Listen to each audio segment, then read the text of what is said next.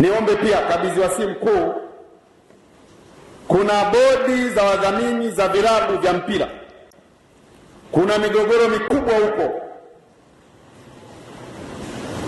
kuna usimamizi wa mali za bodi za wadhamini, usimamizi wa mali wa wanachama walioko kwenye bodi fulani, hasa vilabu vya mpira, usioridhisha.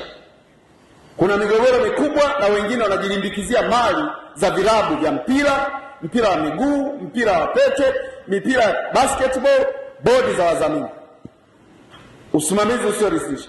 Kwa hiyo niombe sasa kushirikiana na BMT ambayo msajili na msimamizi ambaye ni Rita wa bodi za wadhamini, mkae sasa muangalie ili kuondoa hiyo migogoro, twende sambamba ili waweze kusimamia vizuri na vilabu hivi sasa vya mpira kuwepo na amani na utulivu na mpira uchezwe vizuri. Hapo vipi?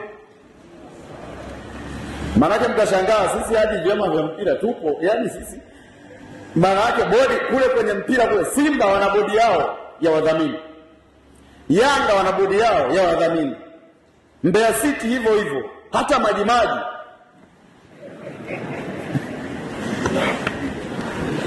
Kwa hiyo nipenda nizungumzie hilo. Ni vyema kabidhi wasifu mkuu kushikana na BMT, Baraza la Michezo Tanzania,